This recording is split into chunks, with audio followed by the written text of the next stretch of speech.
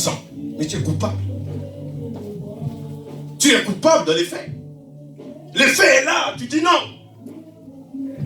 Souvent les chrétiens ont un verset biblique de notre génération d'aujourd'hui, l'homme est faible. L'homme est faible. Mais il faut lire le contenu. À quel moment tu deviens faible? Alléluia. Moi je dis je ne suis pas faible. Si je suis tombé, c'est que j'ai voulu aussi. Ce n'est pas question d'être faible. On est faible en quoi? Dans la chair. Mais la vie ne marche pas selon la. Maintenant, d'où vient ta faiblesse? C'est que tu n'as pas marché dans l'esprit. Parce que si tu marches dans l'esprit, la chair n'aura pas la force au-dessus de ton esprit. Donc tu nourris pas ton esprit. Amen. Et quand tu tombes, il y a toujours un verset biblique qui ne t'avantage pas. Mais de la manière du mensonge, tu entends de falsifier l'évangile pour se couvrir. Quand le pasteur vole, quand on ne touche pas, on n'a pas compris qu'il est en train de voler, tout baigne dans lui. Tout baigne. Maintenant, quand on sait que le pasteur a volé, on commence à dire la vérité. Ne touchez pas avec moi. Oh papa, arrête un peu. Toi tu as un, mais nous sommes qui? Si tu as un, c'est que nous sommes un aussi. Qui nous un en fait? C'est Jésus-Christ. Si Jésus est en toi, il est en moi. Maintenant, si tu as volé, mais dis la vérité. Pourquoi caches-tu dans l'orgueil? Pourquoi acceptes-tu être manipulé par le diable et donne l'avantage au diable?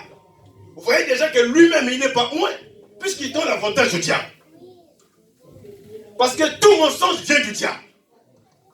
Tout mensonge, quelle que soit sa forme. Ma fille m'a posé une question, la dernière fois, elle dit, mentir d'une bonne cause est un péché? Ma fille Grace a posé la question à son père qui est pasteur. Il dit, papa, mentir d'une bonne cause est un péché? J'ai dit carrément oui. Il dit, comment ça? J'ai dit, regarde. Tout d'abord, le mot mensonge vient du diable. Ce n'est pas dans le vocabulaire de Dieu déjà. Mensonge vient du diable. Il dit, ah bon? J'ai dit, maintenant, la cause, c'est par rapport aux yeux des humains. C'est lui par rapport aux yeux de Dieu. Parce que nous, on ne peut pas mentir à Dieu. Qui peut mentir à Dieu? Parce que Dieu voit tout. Dieu sait tout. Si nous mentons, c'est parce que les hommes sont avec nous. Docteur Joël ne sait pas ce que j'ai fait entre Vernon et Paris dans le train. Il ne sait même pas si le Saint-Esprit ne le révèle pas. Malgré la confiance en moi. Parce que je suis son frère. Mais il ne sait pas ce que j'ai fait dans la gare. Alléluia. Ils ne savent pas. Mais il m'a donné la possibilité de prêcher l'évangile. Bien aimé, le salut, c'est problème d'individualité. Préparons-nous comme notre sœur Jésus vient de dire. Soyons sincères en nous-mêmes. Nous ne filons pas les gens. J'ai toujours dit au Saint-Esprit, donnez-moi juste la force de prier, ne me montez pas les bêtises des autres. Parce que moi-même, je suis faible. Je dirai à ma femme. Je dirai à mes amis. Je dirai aux autres. Et je finirai de critiquer un jour. Et quand je critiquerai, je prendrai toujours le pasteur, la Bible. Comme je suis pasteur, vous savez, la Bible nous dit. Mais à quel temps tu parles et à quelle intention tu parles de ton frère qui n'est pas avec toi? Amen. L'alibi ne nous permet pas de vivre une vie de la préparation. Parce qu'au fait, les chrétiens sur la terre, c'est un temps que Dieu nous donne de se préparer pour aller au royaume. Donc nous sommes un peuple passager. Nous sommes en train de faire nos pèlerinages. J'ai dit aux bien-aimés, j'étais au boulot, je les ai dit, tout ce qui se passe maintenant, vos virus là, sachez-le, celui qui croit en Jésus-Christ, né de nouveau, quelle que soit sa nature, quelle que soit sa tête, le virus ne l'atteindra pas, si Dieu ne l'accorde pas la possibilité. Il dit, tu es malade. J'ai dit, effectivement, c'est que la Bible me dit, la foi c'est la folie. Je ne suis pas malade, mais je suis fou de Jésus. Je suis plus que malade. Aujourd'hui, il y a des gens qui commencent à voir la fin du monde. Docteur, à travers ce virus, les gens commencent à voir la fin du monde. Mais ils ne se préparent pas. Les gens ont peur de quitter son corps. Mais les gens n'ont pas peur de se retrouver à l'enfer. Voilà. Les gens ne tiennent pas compte de ce qui sera après. Mais les gens tiennent compte de quitter. Ah! Tout ce que j'ai, c'est de gloire. Je le serai acquis. Si le virus là matin, je mourrai. Mais après, au lieu de dire, il faut que je me prépare pour y aller. C'est une opportunité qui m'arrive. Alléluia, Paul a dit la mort m'est un gain. Le virus est venu, c'est une opportunité pour nous les chrétiens de la toucher et de partir. Alléluia. Comme j'ai dit au bien-aimé, toi, ton contrat va arrêter. Et dit, chef, arrête le contrat, je suis heureux. C'est pas la fin de vie. Tu arrêtes, le Seigneur renouvelera ailleurs. Tant que le ciel existera, tant que la terre existera, tant que la tempête n'est pas encore sonnée, ne craignez rien. Quel que soit tout ce que le diable peut sortir comme virus, ne craignez rien. Il est en train de mettre les doutes dans les cœurs des humains. Il est en train de mettre les doutes dans le foi des gens. Il est en train de manipuler même les chrétiens qui croient en Jésus. Même les élus, ils ont peur maintenant. Ça, c'est la deuxième fois. La première fois, c'est en 2005, où on disait la fin du monde arrive. Moi aussi, j'avais eu un peu peur. Je vous dis fraîchement, j'avais eu peur. On a eu le documentaire, il y a un Américain, il a fait le sous-sol, il a fait une grande maison, il a tout mis. Les gens sont en train de stocker en ce moment les choses. Parce qu'il y a pénurie des choses. Ma femme a dit, Franck, il faut qu'on se prépare. J'ai dit, moi je me prépare pour le paradis. Si pour vous, conneries là, prépare toi-même. J'ai fait des courses normales. Je vais vivre normal. Si ça vient, Dieu soit loué. Si ça vient pas aussi, Dieu soit loué. La Bible dit, si Dieu est pour nous, qui sera contre nous? Est-ce que c'est mon âme qui sera atteinte ou c'est mon corps? Alléluia. C'est votre cas. Ne faut pas avoir peur. Dis bonjour à tout homme normal. Bonjour. Il y a des gens qui peuvent donner des gants. Moi, je mets des gants de boxeur maintenant. Il y a des gens qui portent des gants. Des masques. Moi, je mettrai ma Bible. Alléluia. Face à face. Toi, tu parles là-bas. Ma Bible est là. Ça tape la Bible, ça retourne. Alléluia. Je fais un fil ici, là, ici, et puis attaché bien. Pour ça, pas de problème. Hein? Des fils sont au chantier. Alléluia. Bien-aimés du Seigneur, rentrons dans le texte. Nous allons voir le livre de 2 Samuel, chapitre 11. Dans ce livre-là, on nous parle d'un roi, qui est le roi David. Le roi David a fait un alibi clair. Vous allez voir qu'il est très dangereux, David. Il est très dangereux. Évitez les gens qui font toujours des alibis, ils ont toujours des raisons. Quand un chrétien a tellement de raisons, malgré tout ce qu'on lui dit, malgré tout ce qu'il fait, malgré tout ce qu'on entend, il a toujours défendu sa cause. Laissez-le. Vous savez, à un moment donné, il faut laisser l'homme devant le feu pour qu'il comprenne au moins. Parce que si l'église te parle de ces choses et que toi tu continues, à quoi bon de venir à l'église? À quoi bon?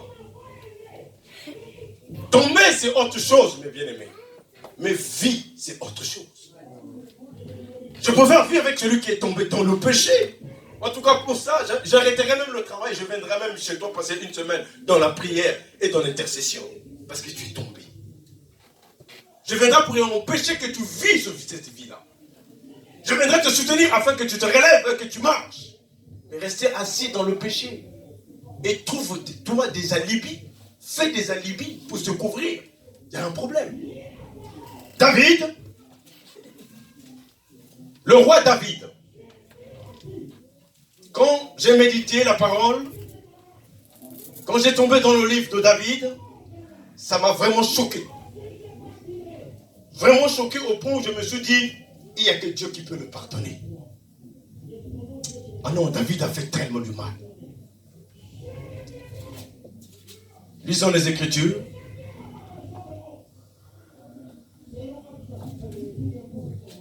Je lis la parole. 2 Samuel, chapitre 11, au verset 2 Samuel, chapitre 11. Je commence au premier verset. L'année suivante, au temps où les rois se mettaient en campagne, David envoya Joab, son général, avec ses serviteurs et tout Israël pour porter la destruction chez les Amobites et pour siéger Rab. Mais David resta à Jérusalem. Déjà, le premier verset montre déjà une mauvaise attitude du roi. Parce qu'à cette époque d'un roi, les rois partaient en guerre tous. David était guerrier. Mais qu'est-ce qui a poussé à David de s'éloigner de ses frères? Vous savez, la distraction vient quand nous éloignons de la présence de l'Éternel. La distraction, là, la tentation vient souvent quand nous éloignons devant la présence de l'Éternel. Parce que quand nous éloignons de la présence de l'Éternel, ne croyez pas qu'il n'y a que la présence de l'Éternel que tu t'éloignes, même du Saint-Esprit. Et vous constatez vous-même que les révélations deviennent difficiles dans ta vie. Alléluia. Les révélations deviennent difficiles dans ta vie. L'audace de renvoyer le péché, de résister le péché, devient petit à petit. Le plaisir commence à naître. Quand nous éloignons de Dieu, le péché, la force de la chair remonte. Et quand la chair prend de la possession, et la chair te donne l'intelligence terrestre. Voilà pourquoi l'apôtre Paul nous a dit dans Colossiens 3:2, il dit ceci. N'affectionnez pas les choses d'en bas. Affectionnez-vous les choses d'en haut. Ah, affectionnez-vous les choses d'en haut et non en bas. Si nous affectionnons les choses d'en bas, nous créons des alibis et pour conquérir toutes ces richesses. Si nous affectionnons les choses d'en bas, bien aimés, nous sortons dans la vision du salut. Nous falsifierons l'évangile à cause de la richesse. Lisons le texte. David a fait quelque chose qui est mal. Le verset clé, c'est à partir du verset 17 jusqu'au verset 24. Verset même 21. Je lis la parole. Les hommes de la ville virent sortir et ils battiront contre Joab et il tomba parmi les peuples. Parmi les serviteurs de David et Uri. Le Hittite mourut aussi. Parce que ici, vous allez lire le texte tous à la maison, vous allez comprendre que le roi David, pendant que les autres étaient en guerre, le roi s'est tiré du peuple, le roi a trouvé un temps de repos. Le roi se repose. En se reposant, au lieu de demeurer dans la présence, dans l'attitude de prière, il est sorti aussi dans l'attitude de prière, il s'est allé se distraire. C'est la distraction qui a mené à David de succomber. David s'est succombé parce qu'il promenait ses pensées, alléluia. Il promenait ses pensées un soir. Quand il fait beau vers l'été, 18h, 19h, on va au bord de la Seine, on commence à admirer la terre, on commence à admirer la nature. C'est là où vient la distraction. C'est pas la tentation, non. La distraction. Parce que la distraction prépare la tentation, ce que les hommes oublient. On ne peut pas être tenté si on n'est pas distrait. Alors, on ne peut pas être tenté si on n'est pas distrait. La distraction t'amène à la tentation, t'affaiblit ton cœur, t'affaiblit ton esprit, comme les hommes disent, hypnotise. La distraction vient te hypnotiser, afin que tu sais que c'est le mal, mais tu regardes le plaisir qui est dans le mal. Amen. David promenait. Il s'est rendu compte que, David dit, une belle femme se baignait. Elle était belle de visage. Alléluia. David dit, elle était belle de visage. David a regardé lui. Distraction totale. David s'est tourné, il a dit à ses gars, venez, c'est qui la femme là-bas? Qu'est-ce qui poussait à David de descendre aller prier? Qu'est-ce qui empêchait à David? Pourquoi admirer jusqu'à envoyer les gens? Pourquoi admirer juste aller prendre la chose des autres? Il a appelé ses gardes qui étaient à côté d'eux, et ils n'étaient pas, et ils n'ont pas vu, mais c'est le roi qui a vu. Il dit, toi, va. Quand il a donné les renseignements, c'est Bathsheba. Le roi a dit, amenez-moi-le. Quand le roi a couché avec cette femme, regardez la Libye, ce que David a fait. Le roi a couché avec cette femme, tout en sachant qu'il a fait le mal. Regardez comment le roi va faire un alibi. Il prend renseignement, il dit, mais il est la femme de qui? On dit, c'est Uri. Les soldats. Les soldats. Regarde le niveau du roi à chercher un jeune soldat. Un roi. Au lieu de chercher un gradé dans l'armée, tu te pèses à un niveau donné pour chercher un simple soldat. Roi. Moi, j'ai fait l'armée. Quand il y a un souci, le chef de l'État, tel que Macron, il ne peut pas appeler un soldat. C'est impossible. C'est impossible, docteur. C'est impossible, mes bien-aimés. Il appellera les généraux. Les généraux vont appeler les colonels. Les colonels, le commandant, capitaine, lieutenant, chef. Il descend juste au sergent. Juste au sergent-chef. S'arrête là. Celui qui n'a pas de canon, il ne peut pas aller faire un compte rendu. Son compte rendu prend un processus, comme un protocole. Un soldat ne parle jamais à un général. Le général ne peut pas prendre les informations d'un soldat. Je vous dis, il tiendra compte de ce que l'officier supérieur, puisque le soldat est guidé par un officier supérieur. Mais le roi David s'est baissé à ce niveau. Regardez où le péché nous amène plus bas. Le péché t'abaisse. Comme disait Dr Joël, le diable vient te violer. Tu te trouves un plaisir dans le viol. Tu te laisses faire. Tu es souillé, frère. Tu es souillé, ma soeur. Tu te rends compte que tu suis ton âme. Et tu veux protéger la souillure pour le plaisir. Pour un peu de temps. Elle dit pour un peu de temps. Le plaisir que David a eu, excusez-moi de vous le dire, pour quelque chose de 30 secondes, il a détruit presque sa carrière. Oh! Toi qui es roi, Dieu t'a pris derrière les moutons. Toi aujourd'hui, si ce n'est pas Dieu, personne ne peut faire face à toi. Tu acceptes d'être humilié jusqu'à ce point. Un roi, quelle honte en Israël. Comme j'avais dit à un collègue, je ne suis pas raciste, mais je l'ai dit ouvertement, nous sommes au XXe siècle. Tu penses encore au racisme? L'abolition a été avant que tu sois né. Tu n'étais même pas dans le projet de ton père. Et ton père n'existait même pas quand on a aboli l'esclavage. Toutes ces choses, on est au XXe siècle. Dans un pays soi-disant développé. Et vous avez la mentalité encore des Noirs inférieurs. Oh, la France. Ce que vous soupissez, c'est ce que vous avez en train de s'aimer.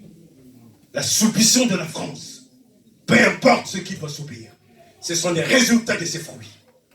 Peu importe le pays, l'Afrique, l'Europe ou l'Asie, nous subissons ce que nous avons semé. Dieu a donné la terre aux hommes. Qu'as-tu fait, Dupont?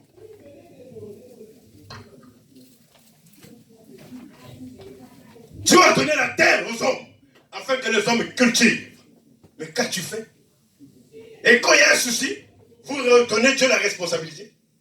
Subissant. Pourquoi fuyez-vous le virus? Pourquoi fuyez-vous ça?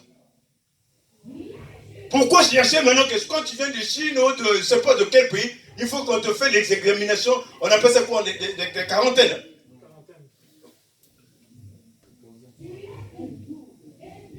Tout ça pour éviter quoi? La mort. Amen. Ce que j'ai aimé, c'est que l'ONU n'a pas trouvé un vaccin contre ça. J'ai dit à ma femme, quand il n'y a pas de vaccin, ça semble à VIH. J'ai dit, tu verras que ces choses-là, d'où ça vient, ce sont que des gens là, qui vont mourir avec. quand il y a eu Ebola, ils ont parlé vite fait. Ebola tuait les gens 7 jours au niveau de l'Afrique centrale. Ce que je vous dis est réel. Mais ce virus-là est plus qu'Ebola. Qu'est-ce que les Européens ont fait? Est-ce qu'ils sont en train de trouver un vaccin? Est-ce qu'ils ont tenté de trouver ce qu'on appelle les paramètres pour arrêter le fléau? Est-ce qu'ils ont soucié de cela? Non. Parce que l'Afrique doit partir. Soyons sincères, mes bien-aimés. Ce n'est pas le racisme, c'est la réalité des choses. C'est la réalité des choses.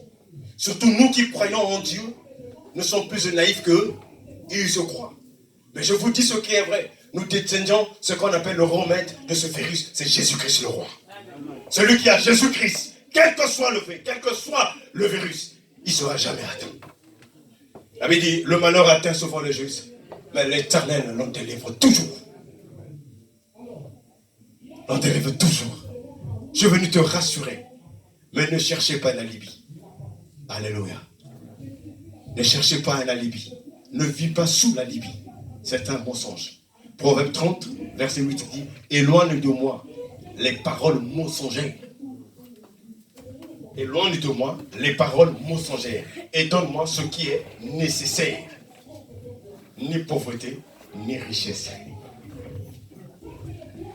Non, on m'a dit, ni pauvreté, ni richesse. Je suis pasteur. Alléluia. Mais la parole dit, roi Saoul a dit, Salomon a dit, éloigne de moi les paroles mensongères et donne-moi ce qui m'est nécessaire. Ne me donnez ni pauvreté, ni richesse, mais ce qui est nécessaire. Nous, sur la terre, nous vivons dans le nécessaire. Un bon chrétien ne peut pas chercher comment multiplier sa richesse. Le chrétien ne se glorifie pas dans sa richesse. Le chrétien ne peut pas témoigner Jésus parce qu'il est riche. Le chrétien ne peut pas vivre dans la richesse. Parce que la richesse t'amènera toujours la corruption, frère. Tu manques, tu descends. Personne ne me dira le contraire. Tous, soi-disant, les grands temples de Dieu que vous connaissez, ils ont des jets privés là. Mais regardez leur vie. Ils sont en relation toujours avec tous ceux qui sont en sciences occultes. Moi, je ne peux pas avoir un ami qui est dans le sciences occultes. Ou il est avec moi, ou je suis avec lui. Les ténèbres et la lumière ne cohabitent pas. Mais si nous cohabitons, c'est qu'il y a quelque part, il y a quelqu'un qui domine. En plus, ici, c'est facile de la voir. Là. Juste un coup de fil. Alléluia. Juste un coup de fil. Amen. Amen. Bien-aimé, David, il est allé chercher le soldat Uri. Uri arrive, tout en connaissant rien. Tout en connaissant rien. Ce qui se passe. Au lieu de passer d'abord celui, parce que moi, un soldat, je sors dans la forêt, vite fait chez ma femme. Ça, c'est la première des choses. Mais regardez cet homme. Dieu est grand. Tout ce que nous faisons en cachetterie, Dieu va le dévoiler. Dieu veut ou pas. Même si moi je vous trompe, aujourd'hui je suis saint, vous saurez tôt ou tard que je n'étais pas dans le vrai. Vous le saurez toujours avant que je meure. David appelle Uri, Uri arrive dans la maison du roi. Ouais, il dit, mais tu sais pas passer de ta femme? Il dit, ah roi. C'est comment ça? Toi roi, qui détient le destin du pays, qui m'appelle dans la forêt, au lieu de venir vers toi, aussi longtemps j'ai laissé les amis dans le combat, je vais aller vers ma femme pour faire quoi? Un plaisir? C'est pas digne. C'est pas digne. En tant qu'un qui aime son pays, c'est pas digne. Roi dit, bon d'accord. En plus, il a dormi là. Il a passé toute la nuit là. Premier jour. Deuxième jour, le roi l'a pris. L'information que le gars n'est pas rentré chez lui à minuit pour dormir. Il dit, mais il fallait rentrer chez lui. Il dit, mais je ne pouvais pas voir.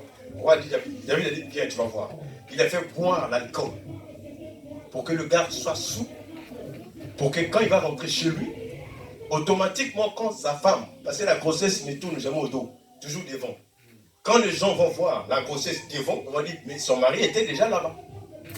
Il y aura des témoins, vous voyez, un alibi. Vous voyez comment le roi est en train de cacher son péché. Pour qu'il ne soit pas sali devant le peuple, pour qu'il ne perde pas la crédibilité. C'est ce que nous faisons aujourd'hui. C'est ce que nous faisons aujourd'hui. Nous commettons le péché, nous n'acceptons pas. Nous le couvrons carrément, merci docteur. Bien aimé, quand le péché commence à avoir du plaisir dans ton âme, c'est fini pour toi.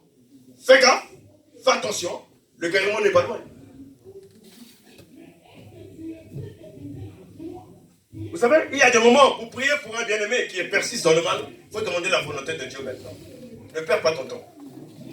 Salomon, le prophète Samuel l'a fait.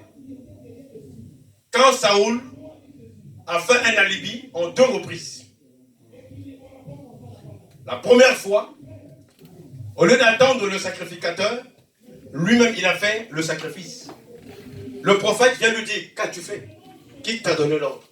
Il dit non, je voyais que tu ne venais pas.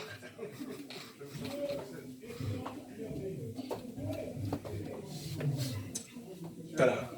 Mais bien aimé, est-ce que nous avons vraiment réellement Jésus-Christ? Est-ce que nous connaissons réellement l'identité de Jésus-Christ, le roi? Le monde peut bouger. Le Christ, moi j'aime Jésus-Christ parce qu'il aime le silence. Hein. C'est un gars silencieux. Mais quand il frappe très mal. Évitez que Jésus te frappe. Parce que quand il va te frapper, il n'y aura personne qui va séparer ce combat. On ne sait pas combien de lignes il va t'amener. Ronde plutôt. Quand il va mettre dans les ring, il dit, bon, le équipe est trop petit matin. Quand Jésus met ses gants de fer, la Bible dit, son œil sera sans pitié. Toi qui vis dans Libye, toi qui se trouve le plaisir dans le péché, et tu couvres le péché, tu suis l'église, le temple de Dieu, tu sors avec des sœurs comme tu veux, tu prends tout, tout est à toi. Fais attention. Toi la sœur, tu te crois la plus belle de l'église. Il n'y a que toi qui es très belle. Tu donnes ton corps comme un verre d'eau à ses frères. Fais attention. Je prie que tu ne touches pas le VIH, mais je prie que tu vois le retour de Jésus. Tu subis les conséquences de ce que tu fais. La Bible dit, et Luc 17 dit, il n'est pas possible que le scandale soit parmi vous. Il n'est pas possible que le scandale soit parmi nous ici, même à la restauration, mais ne sois pas l'auteur de ce scandale. Je t'en supplie. C'est bien de faire tomber une sœur, c'est bien de faire tomber un frère, mais sachez-le, Dieu le pardonnerait, mais il tiendra compte de celui qui est l'auteur. Qui est l'auteur de sa chute? Qui est l'auteur de la chute de sa sœur? Ne sois pas un instrument à laquelle l'ennemi passe facilement pour nous divertir. S'il te plaît, je t'en supplie.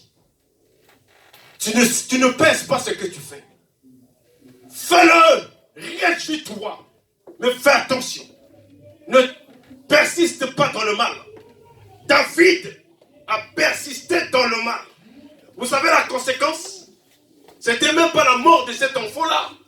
C'était la séparation du trône. David, à cause de David, les Israélites ont perdu beaucoup de choses. Fais attention. N'amène pas la malédiction dans ta famille. N'amène pas la malédiction dans ton foyer. Tu es femme mariée, respecte-toi. Homme marié, respecte-toi.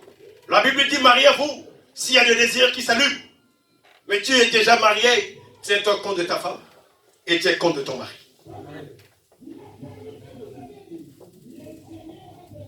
Nous ne voulons pas les gens qui marchent avec des alibis. Je ne soutiens pas les gens qui marchent avec des alibis. Dieu est contre ces choses. Dieu ne veut pas que ses fils vivent ces choses.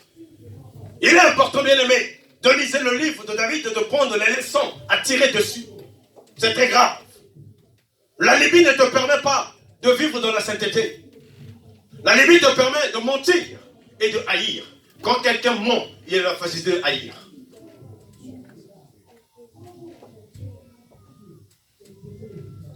Bien-aimé du Seigneur, le roi David a commis un péché grave. Au lieu d'assumer sa responsabilité, lui croyait que Dieu ne voyait pas. Lui croyait que Dieu ne savait pas. Pour lui, oh, Dieu va me comprendre. Dieu comprend tout. Dieu comprend tout. Mais est-ce que toi, tu comprends réellement Dieu? As-tu déjà posé la question, quand est-ce comprendras-tu Dieu? Cherche à comprendre Dieu un jour.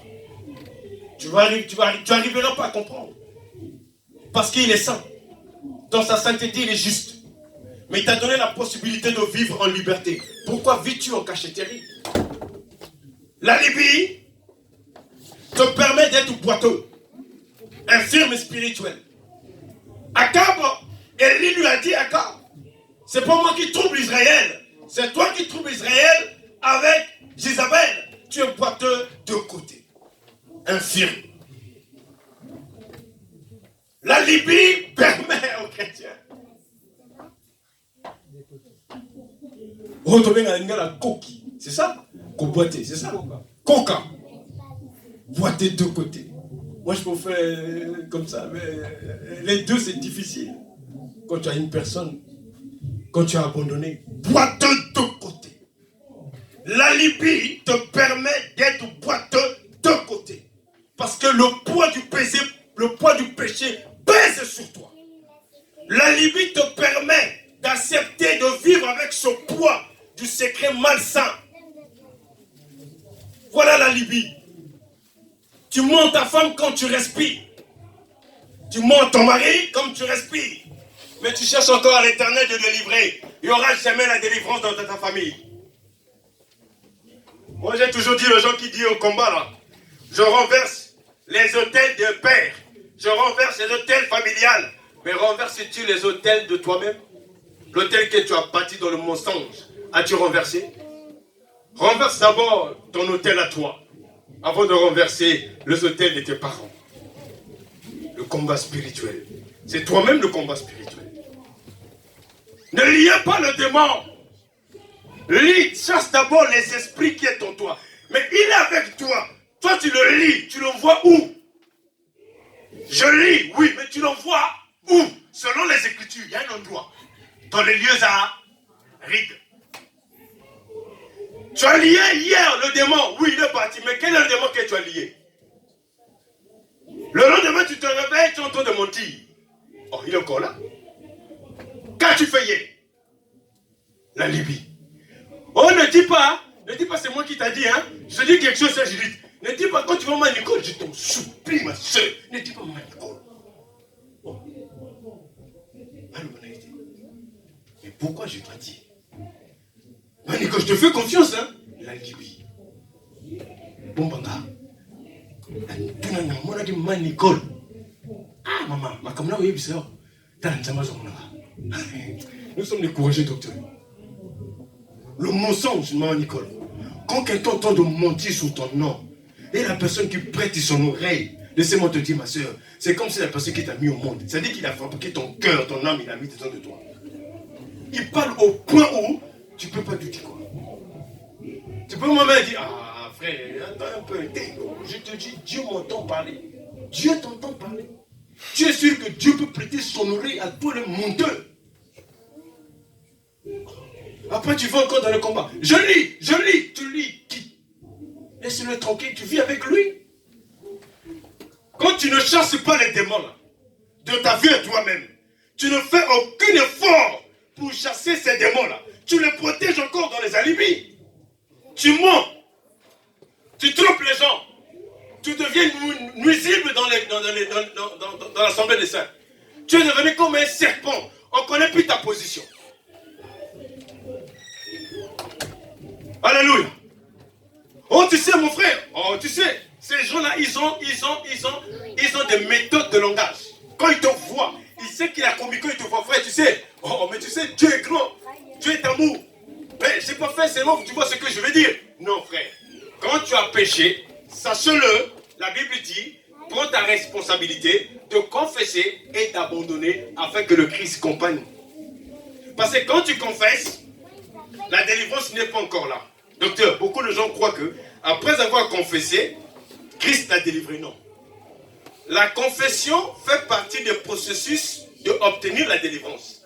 Or, la clé, élément de la délivrance, c'est la décision que tu prends. Beaucoup de gens trompent, hein, beaucoup de chrétiens se trompent. Ils croient qu'après avoir confessé, oui, c'est un processus. C'est un chemin qui t'amène à la délivrance. Mais ce n'est pas la délivrance encore.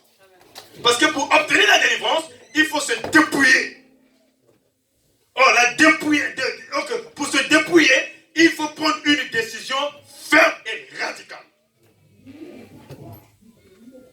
Tu as tombé dans l'impudicité par exemple, tu prends une décision, tu confesses devant l'église, tu acceptes ce qu'on t'a dit, tu poursuis le processus de l'église et tu prends une décision personnelle. Parce que là, c'est toi et Dieu, ce n'est plus l'église. De ne plus commettre ce péché. Tu as chassé hier le démon de mensonge. Mais avant-hier, tu as fraudé le train, même ce matin, tu as encore fraudé. Mais tu fais quoi? Crois-tu, pendant que tu es en train de prendre un train sans ticket, Jésus-Christ arrive à l'instant. Tu es conscient, ta conscience à toi est conscient que tu es en train de frauder. Pour toi, Jésus ne peut pas venir à l'instant là-bas. Mais à la seconde qui suit maintenant, Jésus arrive, tu es dans le train, tu es en train de frauder le train. Dis-moi, tu iras à le royaume ou tu iras à l'enfer? C'est ça, maman Nicole. Parce que les gens ne posent plus la question. J'ai écrit dans Facebook, j'ai dit, quand tu te réveilles, quand tu t'es réveillé, as-tu posé la question si Jésus arrive aujourd'hui? As-tu posé la question si Jésus arrive aujourd'hui? C'est pour éviter de commettre des erreurs. Amen. Tu sais bien que ce bien-aimé-là, il ne marche pas dans la logique. Mais il est ton pire copain. Mais toi, tu n'arrives même pas à placer le nom de Jésus dans sa vie. Il y a un moment donné, tire-toi. Tire-toi un peu. Même si celui qui te paie ton loyer, lâche-le. Lâche-le. Les Français ont dit, hein, dis-moi qui tu fréquentes. Je te dirai qui tu es. Je te dirai qui tu es. Quand Paul faisait son témoignage au plein de l'assemblée, il y a un chef qui a dit, tu veux que je sois comme toi? C'est le fait d'écouter, frère. C'est une séance. L'appétit vient en mangeant. Évitez les amis qui ne sont pas honnêtes vis-à-vis de vous-même. Si tu tiens vraiment à ta vie, Jésus-Christ vient bientôt. Je vous répéterai toujours tant que je serai sur la terre, il n'y a que deux événements. La mort et le retour de Jésus. Parce que toi et moi, nous ne savons pas quand on va mourir. La mort est toujours quelque chose sur le pont de l'homme. Mais moi, ça ne me surprend plus. Parce que Dieu avait dit tu retourner à la terre. La terre, c'est ta chair. Mais moi, je peux que pleurer si tu n'avais pas Jésus-Christ. Mais si celui qui a servi Jésus-Christ en esprit, je peux que louer le Seigneur. S'il est parti. C'est à moi maintenant de se préparer en conséquence. Parce que mon tour s'apprête aussi. Là, nous marchons vers notre chemin. Nous marchons vers la fin de notre vie dans la chair. La chair a un temps, mais l'esprit n'a pas de temps. Retenez cela, la chair a un temps de vivre, mais l'esprit n'a pas de temps de vivre. Parce que l'esprit vivra l'éternité. Donc ne cherchez pas à vivre l'éternité aussi longtemps que Dieu te donne la possibilité de vivre avec lui dans l'éternité. L'alibi, bien-aimé du Seigneur, est une activité qui cache et justifie autre chose. Tu as volé, au lieu d'accepter, tu cherches à cacher le vol. Tu fais tout de ton mieux pour que tu sois innocent et tiré d'affaire. Mais ta conscience le sait que tu as volé. Dieu a vu que tu as volé. Les hommes n'ont pas vu. Amen. Les chrétiens, je ne sais pas ce que nous cherchons au juste sur la terre. Aussi longtemps nous avons la promesse que Christ revient. Et derrière la promesse, il y a l'espérance. Si tu t'accroches à l'espérance, tu auras la vie éternelle. Mais fais tout possible de ne pas vivre dans la Libye, parce que la Libye ne te permet pas d'y aller avec le Christ. Parce que le jour où Christ y viendra, tu ne seras jamais avec lui, et lui ne sera jamais avec toi. Et tu verras jamais le visage de celui que tu sers à ce moment, et celui que tu suis. Bien-aimé du Seigneur, nous devons savoir une chose. Quand la vérité devient douteuse dans la bouche d'un bien-aimé, faisons attention, priez beaucoup pour lui. Quand la vérité n'est plus dans sa bouche, peu importe ce qu'il est, prie beaucoup pour lui, retire-toi d'abord, cherche Dieu tout seul, avant de cheminer avec lui. Parce que moi je sais qu'une chose, mon oreille est faite pour entendre, mon cerveau est fait pour enregistrer, mon corps est fait pour produire ce que j'ai enregistré. Amen. Mon oreille est faite pour entendre, mon cerveau est fait pour enregistrer, mon corps est fait pour reproduire ce que j'ai entendu. Mes yeux faits pour voir. Voilà pourquoi on nous interdit de marcher selon la vue. Parce que le chrétien ne peut plus marcher selon la vue. Si nous marchons selon la vue, nous verrons que David a marché selon la vue, il est tombé dans le péché. Il est tombé dans la distraction. Et la tentation est venue. David n'avait plus la force de résister, maman Nicole. Il n'avait plus la force. Parce que la distraction a hypnotisé son esprit, l'a rendu faible. Et le gars a laissé. Il avait toutes les possibilités de résister. Mais comme il avait déjà admiré cela, et le goût là a augmenté en lui, son esprit est devenu faible, et David s'est laissé emporter par la sensation de la chair. Et en faisant un crime, il fait quoi? Il prend maintenant le mari, de mettre le mari à sa place. Voilà un criminel. Nous les chrétiens, nous tuons nos frères. Nous les sœurs, nous tuons nos frères, nos sœurs dans l'église. Parce que la Libye te permet d'avoir ce qu'on appelle la comparaison. Un chrétien ne peut pas vivre sa vie par rapport aux autres. Mais un chrétien vit sa vie par rapport à la voix du Seigneur. Attends-tu la voix du Seigneur? S'il y a un silence, attends-toi. Pourquoi précipites-tu? Qui t'a dit que tu mourras stérile? Qui t'a dit que tu mourras pauvre? Qui t'a dit que tu mourras chômeur? Qui t'a dit que tu mourras locataire? Est-ce que Christ t'a dit cela? Dans toutes ces choses, est-ce que Jésus t'a dit que tu seras heureux sur la terre? Dans tout ça. Alléluia. Hier, j'ai dit à ma femme, mes enfants étaient assis à la table, je les ai tous regardés. J'ai dit, Letty, donc je mourrai tout seul. Mais pourquoi j'ai eu des enfants dans ce cas? Regarde. Mais je mourrai tout seul. Maintenant, si nous regardons bien, quel est l'intérêt? Mais moi, je mourrai tout seul. Les enfants, là, c'est mon intérêt ou l'intérêt de la terre? Dans ce cas, qui tire profit? J'ai acheté un grand télé. Papa, révisait un grand télé comme ça. Je regardais hier, j'ai commencé à parler moi-même. Mais il y a des choses, il faut parler quand tu es tout seul. J'ai dit, Letty, marquez tout la télé là. Donc je vais mourir, ça va ici. Bon, où est son intérêt? Parce que toi et moi, on a tapé les cailloux pour acheter. Maintenant, on va mourir. Au lieu qu'il nous accompagne, mais il va rester. Où est l'intérêt? Et je me dis, il y a des autres qui osent même de tuer les sacrifices humains pour acheter ces choses-là. Mais quand tu rentres dans science occulte, c'est pour ces choses-là. Pour la voiture. Donc tu es là, il a la voiture. Pour acquérir, et accompagner. Mais non, pourquoi sacrifier un être tes propres enfants pour le matériel? Et puis faire un alibi. Te couvrir derrière le Christ. Te couvrir derrière la Bible. Tu viens à l'église, au lieu d'aller chercher le travail comme font les autres, tu viens à l'église, tu fais appel de fonds pour acheter la maison. Mais tu es malade à l'église. Mais non, pas ça. Ça fait très mal. Ça fait très mal. Il est mentir que tu vas acheter la salle pour l'église, alors que pour son propre baraque. Pour les instruments, pareil. Depuis qu'on a commencé à demander l'argent, on ne demande plus, non? Le produit n'est pas là. C'est fini. Donc on doit continuer, c'est bon. Alléluia, donnez. Ah, Dieu, non.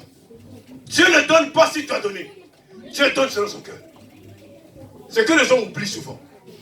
Dieu donne à quelqu'un pour la satisfaction de lui-même et non de toi. Parce que Dieu tire gloire en lui-même. Alléluia. Comment pouvons-nous vivre dans cet état? Venir à l'église, mentir au peuple de Dieu, falsifier l'évangile pour ton bien, pour acheter un véhicule. Tu vis dans la corruption, homme de Dieu. Tu vis dans la corruption, ma soeur en Christ. Malgré ton temps qu'on entend de Dieu, les gens sur la corruption, mais tu es toujours dedans. En plus, tu es têtu. Amen. On nous parle des impôts, il y a des yeux, même les hauts fonctionnaires, ils déclarent mal les impôts. J'ai fait une erreur. Oh! Même ma femme m'a déclaré. Toi, qui as fait longues études, qui m'explique comment calculer les impôts, et toi tu fais une erreur, et moi je fais quoi? Et toi et moi, qui fera plus l'erreur? À mon avis, c'est moi, parce que je ne la maîtrise pas, l'impôt. Amen. Maintenant toi, tu te justifies, tu te couvres. Oh, j'avais oublié, arrête un peu. Un alibi. Un ministre qui est en fonction, il touche encore les ascédiques des chômeurs. Un ministre, à l'époque de Sarkozy, un ministre en fonction, il touchait encore les ascédiques. Ah! Et qui combien? L'ascédique d'un ministre, ça vaut rien de nous. Ça vaut pas la peine de mon salaire. Même mon salaire que je touche actuel ne touchera jamais. C'est plus que même mon salaire. On peut même dire 10 fois même. Alléluia. Tout ça, c'est pour vivre heureux sur la terre. L'homme cherche un habit pour mieux vivre sur la terre. Pour se préserver ses biens. Il faut justifier certaines choses. Et mentir. On a toujours dit la politique, c'est l'art du mensonge. La politique, c'est l'art du mensonge. Mais il y a des pasteurs qui sont des conseillers des chefs d'État. Frère, il y a un problème. Il y a un problème. Tu ne peux pas être un conseiller d'un chef d'État si tu n'as pas reçu le mandat de Dieu lui-même. Est-ce que la personne que tu conseilles, est-il en règle? Amen. Aime-t-il Jésus? Parce qu'il y a Jésus et Jésus aussi. Parce que moi je parle, si vous constatez toujours, je parle de Christ Jésus. Parce qu'eux ne disent pas Christ, ils disent Christ. Pour vous embrouiller. Parce que le Christ avec T à la fin, on appelle Christ. Parce que si un nom est composé, le premier nom s'accorde au deuxième nom. C'est ça, docteur. C'est comme nous a dit à l'école. Comme un nom est composé, c'est comme Jean-Baptiste. Mais quand tu appelles Jean-Baptiste, ne peut pas tourner. Parce qu'il n'y a pas Jean-Baptiste. Il faut que le nom s'accorde. Du premier nom au deuxième nom. Mais quand tu appelles seulement Jésus, quel est le Jésus que tu enseignes? Il faut que ce soit Jésus-Christ, Christ Jésus. Et pour oublier le peuple de Dieu, certains appellent le Saint-Esprit. Il dit sept esprits. Il dit sept. S-E-P-T. Avec esprit. Donc il dit Moussa.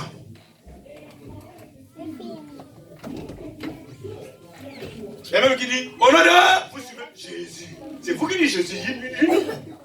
On a là, vous dites Jésus. C'est vous qui dites Jésus. Mais lui, il ne dit pas.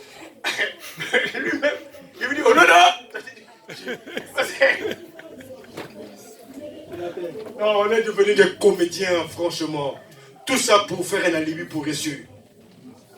Le pasteur prépare la retraite. Mais un pasteur n'a pas de retraite. Qui t'avait embauché? L'église? Est-ce que l'église t'a embauché réellement? Celui qui t'a embauché, il doit prendre ta responsabilité de ta retraite. Amen. C'est Jésus qui nous a embauchés. Nous avons encore du boulot au ciel. Donc la terre n'est qu'une préparation. Pour chercher la qualification pour aller au ciel. Parce que là-bas, c'est la sélection. Pour être sélectionné, il faut bien jouer. Mais si tu joues mal, tu ne seras pas sélectionné. Et quand tu n'es pas sélectionné, il ne faut pas vouloir les autres. Moi, ma vie ne dépend pas de bénédiction. Je ne vois pas la bénédiction dans ma vie. Je vois Christ dans ma vie. Si tu veux suivre Jésus, évite de fixer tes yeux sur la bénédiction. Mais cherche Jésus. Le Jésus-Christ, le ressuscité. Celui qui a donné sa vie pour toi. Je ne comprends pas les chrétiens. Et à un moment donné, moi je me suis dit, quand un pasteur pêche, le chrétien fuit l'église. Mais quand le fidèle pêche, le pasteur est là. Moi je pêche. c'est bien beau, j'ai péché. J'ai tombé. Mais pourquoi toi tu vas fuir l'église? Par rapport à quoi? Alléluia. Répondez-moi l'église. Moi je suis tombé. J'accepte. Je suis assis sanctionné. Mais toi tu fuis l'église. Par rapport à quoi? Par rapport à la Libye. Si j'ai fait la Libye, oui. Mais j'ai accepté. Beaucoup font la Libye. Voilà. Maintenant, toi le fidèle, quand tu pêches, et moi aussi je vais fuir l'église. Hein? La réponse est comment? Si le pasteur a péché, le fidèle fuit. Oui. Parce que le pasteur a fait la Libye. Mais quand le fidèle pêche avec un alibi, le pasteur aussi va fuir l'église.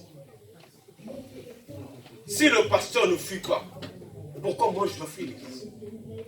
Qui a construit l'église? C'est Jésus ou le pasteur? T'as fouillé sur moi?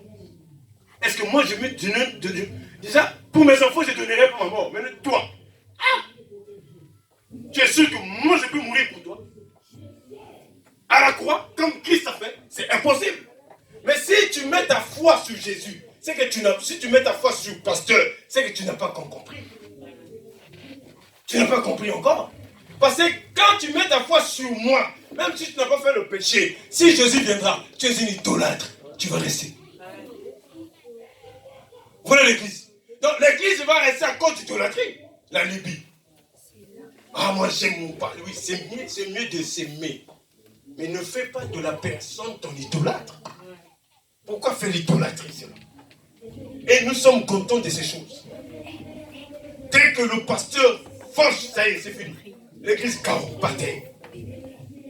Moi, je ne fuirai pas. Si même mon père spirituel peut succomber, je resterai là. Parce que je montrerai à Jésus que ma foi n'est pas tout ce temps. Ma foi est avec toi, Jésus. Je payerai plus Jésus pour soutenir encore notre Père spirituel. Mais quand vous fuyez comme ça, vous allez où? Dans l'autre église. Mais qui a dit que le pasteur ne péchera pas? Fin des comptes, tu n'auras pas l'église. Parce que de faire de fuir, tu ne prieras plus. Amen. C'est là où je veux m'arrêter. Pour vous dire que si David avait péché, il a fait la Libye. Quand Dieu a dévoilé cela, est-ce que Joab a laissé David? Est-ce que le roi, le général, a laissé David? Les gens qui ont su que David a couché avec Bathsheba, ils ont laissé Israël. Ils ont changé la nationalité. Mais pourquoi toi tu fais l'église? Quand le pasteur pêche, il était d'Israël, c'est un être humain. Soutenez-le, priez, cherchez Dieu. Mais évidemment, il faut demander le Saint-Esprit.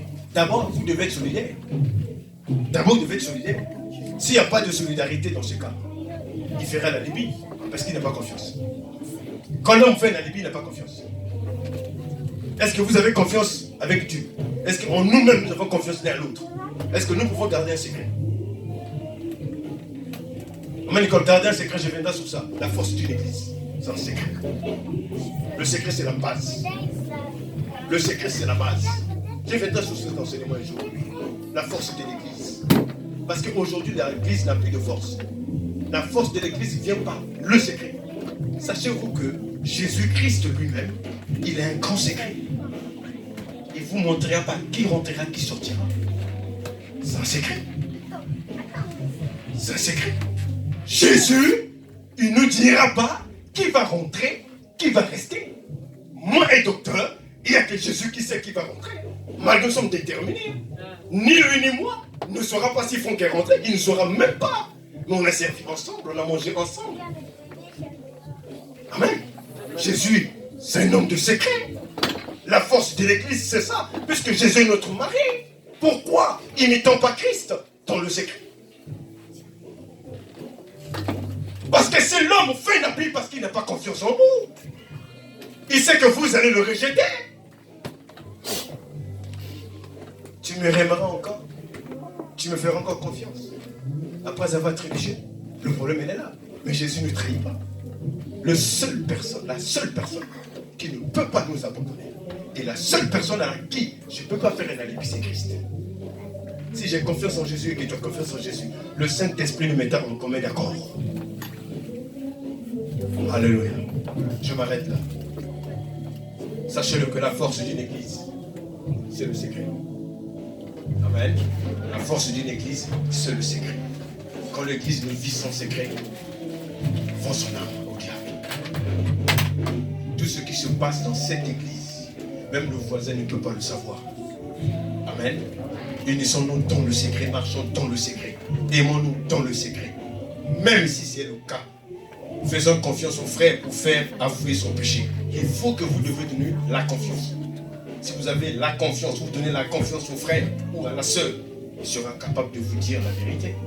Mais si vous-même, vous n'êtes pas en communauté et en secret, je trouverai mal de dire mon péché que j'ai commis. Je donnerai toujours un alibi, docteur. Je suis désolé, ça sera comme ça, pasteur. Voilà. Parce que c'est parti, ça fait partie de l'homme intérieur. Parce qu'il n'est pas encore repenti. Il est blessé. Il a honte de sa blessure. Maintenant, il se dit, si je dis, qu'est-ce qu'ils ne vont pas dire après?